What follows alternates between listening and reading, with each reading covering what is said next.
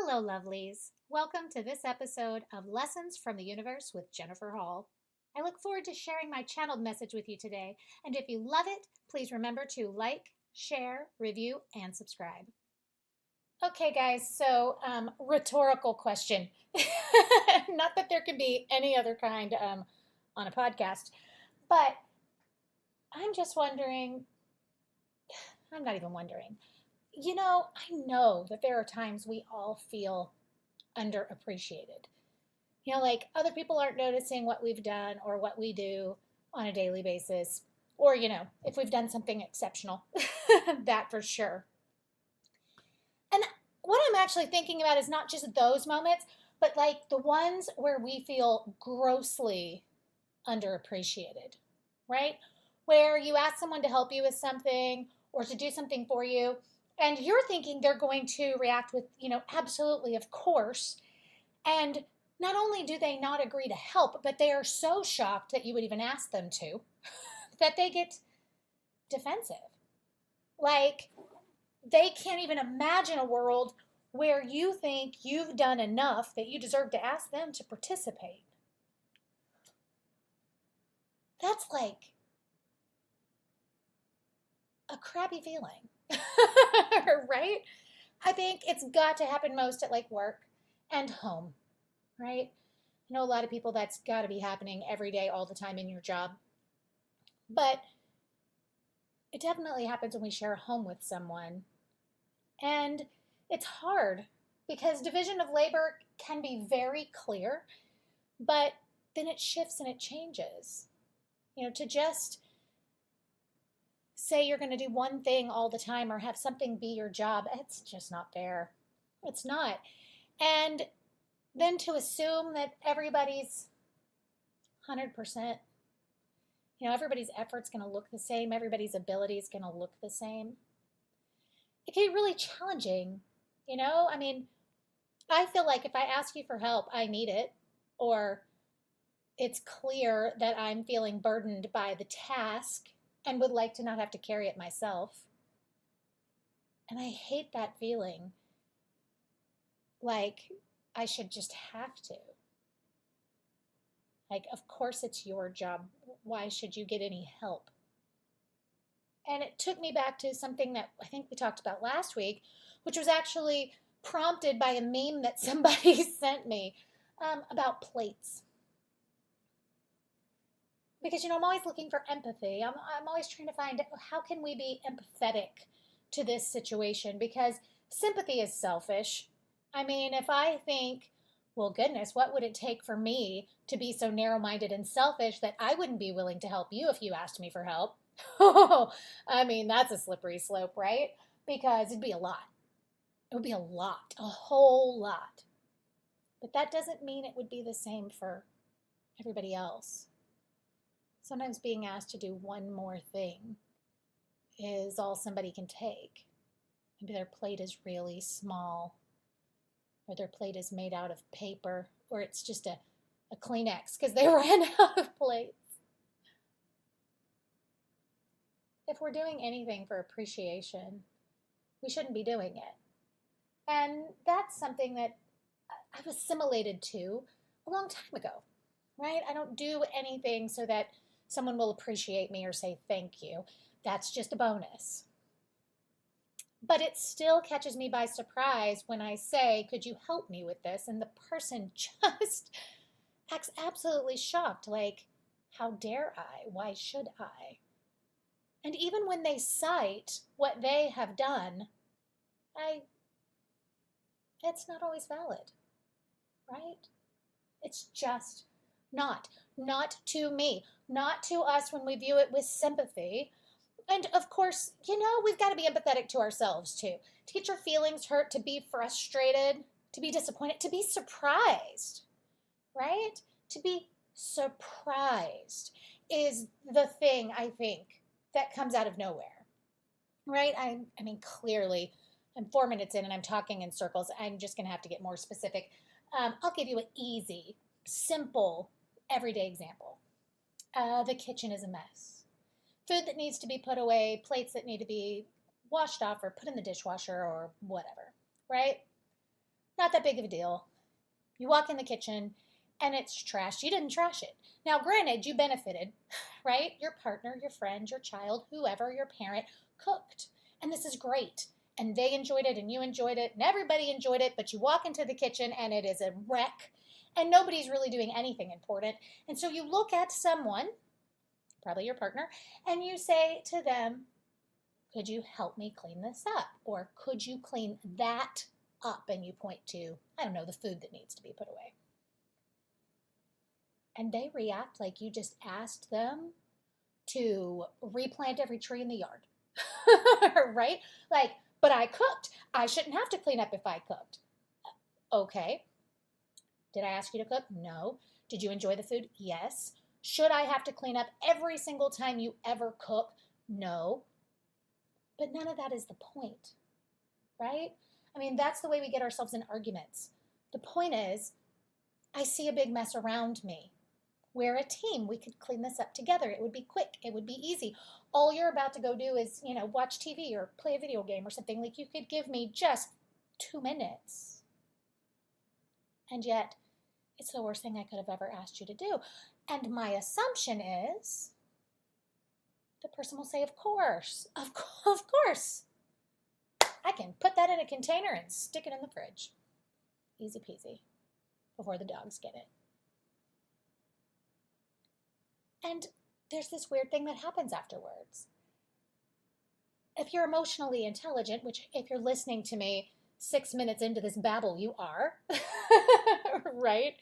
If you're emotionally intelligent, you are going to take a minute and realize that the other person wouldn't ask you for help if they didn't feel that they actually needed it, or maybe they wanted it, and you don't even really have to understand why.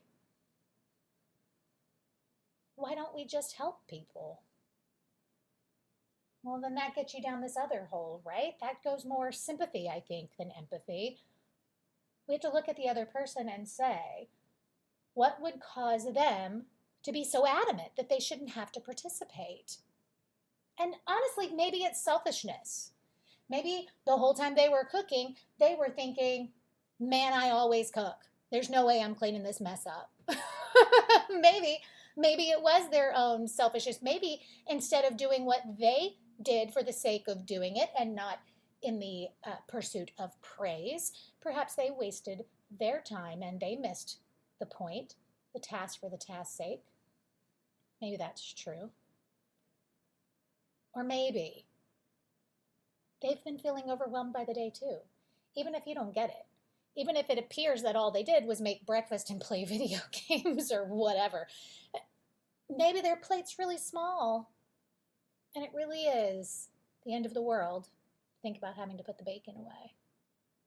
Maybe. And then, of course, the question remains, does it matter? Does it matter? Because the true bottom of it all is you could have left the mess in the kitchen. You didn't have to clean it up. You cleaned it up because it was bugging you. You didn't have to. If you'd have left it there long enough, maybe the other person would have cleaned it up when it started to bug them. And granted, it might take a week longer than it takes you for it to bug them. But again, we do the things we do because we want them done. And I'm in such a mood to argue this that I want to go back to, but I wouldn't have asked you, right? And bear in mind, I imagine that you are the intelligent crew that is listening here. I imagine that you're thinking of all the other scenarios because the dishes, the kitchen is just a really small microcosm, right? A concrete, stable example of what I'm talking about. That really all boils down to we've got to get at our own feelings. And we also have to recognize where in the world we're being selfish. Because let's go back to the cleaning up the kitchen.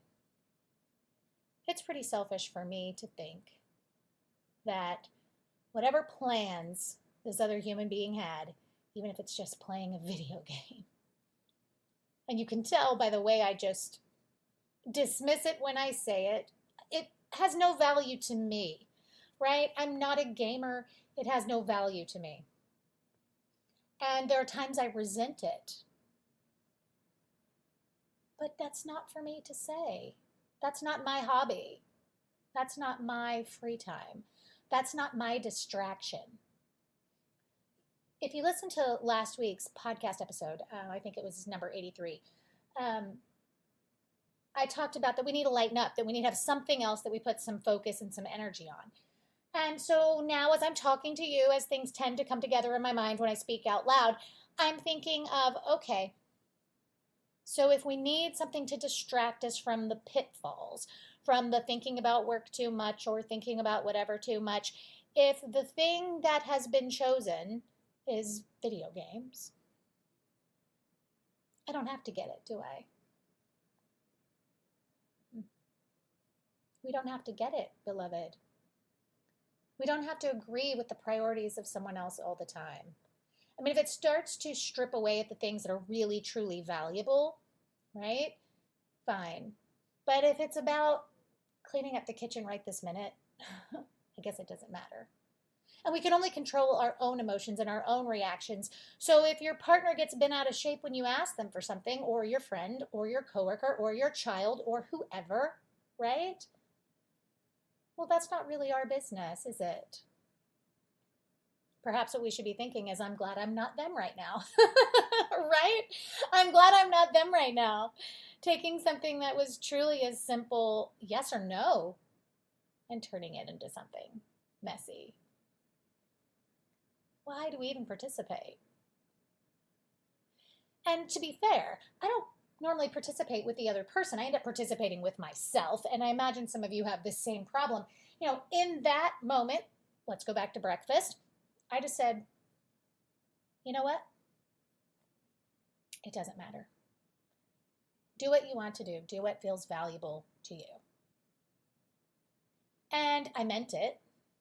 I did mean it. I wasn't being passive aggressive, though listening back to myself, it sounds a little passive aggressive, right? Or if I ask for help getting the kids up in the morning or whatever that is, or we ask, I don't know, the mailman to do something, whatever. This is so many layers, right?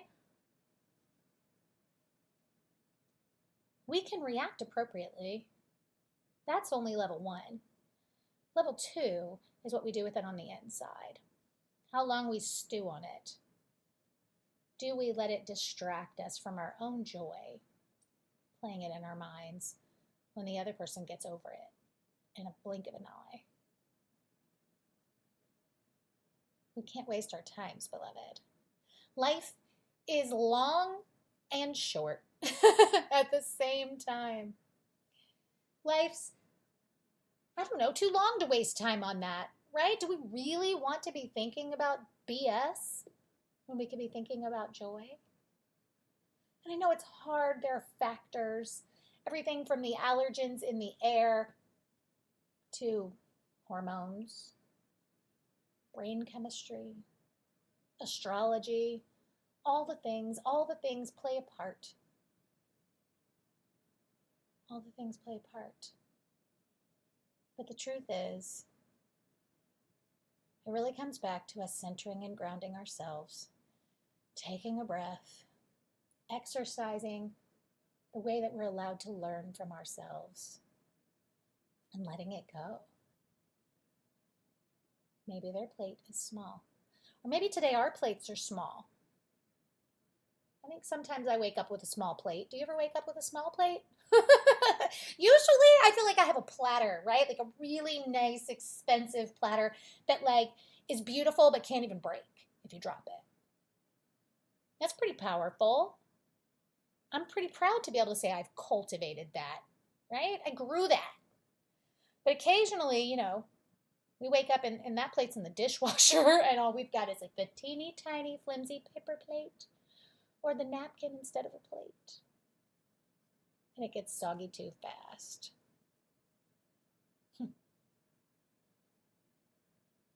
It's okay. You know it? People get so mad at themselves. Like, people tell me all the time they're frustrated with themselves, they're disappointed in themselves, they're whatever, because they've had a bad day or a bad week or even a bad month. And bad is relative too. I mean, bad to one person is literally everything is falling apart in their world. And bad to some of us is just we've felt impatient. We haven't been on top of our game. Again, how big is your plate? Beloved, guess this is sort of just a cap on that episode. We all need to lighten up. We do. What difference does it make? Feeling unappreciated sucks. It does. Getting a reaction different than you thought you would, that sucks too. But there's so many things that rock, right? So many truly amazing things. And sometimes all we need to do is bitch for 15 minutes to our podcast audience and get over ourselves. Yeah. You know, before I did this, before I quit being a school teacher, I had a podcast with an invisible audience. I used to talk to my steering wheel. I know. Thank God for Bluetooth. Nobody thought I was too crazy. But we do need to talk things out sometimes, right? Just talk them out and let our thoughts unwind and get to the point so that we can learn and grow and move on. Yeah. The heat is subsiding, beloved. I know it's hot. That doesn't help. Makes everything seem more intense. But it's going to let up soon. And so will this invisible pressure we all feel. It will go with the weather. It'll help. Until then, it's up to us. What do we learn? How do we grow? Let's laugh and let go. Until next time, beloved. Namaste.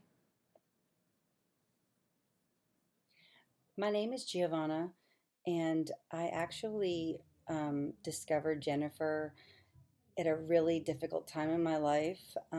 I had made an appointment with a psychiatrist, a counselor, and I had this urge to find someone on a spiritual realm to talk to. And I actually Googled and I found Jennifer. And I had had my other two appointments, and it was what it was. And I finally got to my appointment with Jennifer, and after that hour, I felt free and just unlike I had ever in my life. And out of the other two, she helped me completely. And at this point in my life, I'm a completely different person. And honestly, thanks to her and her honesty and just her as a person, she's amazing. I would recommend her, and I have to many people. She's amazing, just simply amazing. I love her.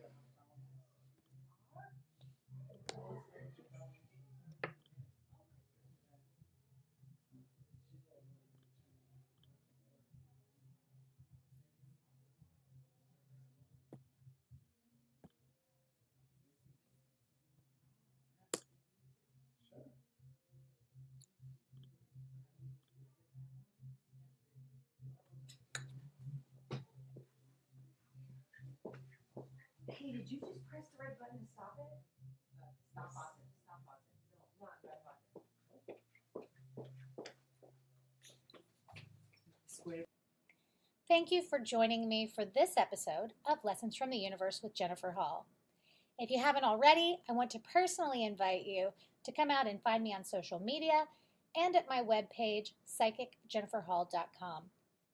If you are inspired by the podcast and want more content, consider clicking that Patreon button on Podbean, or you can support the show at paypal.me/Universal Lessons LLC, or by visiting our swag shop at spreadshirt.com. You can find the direct link on my Facebook page and my webpage. If you have questions, Consider attending one of my quarterly seminars here in Dallas, or book your own educational session from anywhere in the world using the link that you can find on Facebook or on my webpage. I am sending each of you love, light, clarity, and wisdom, and I want you to know that whether you realize it or not, there's a little brunette with a podcast that's got your back.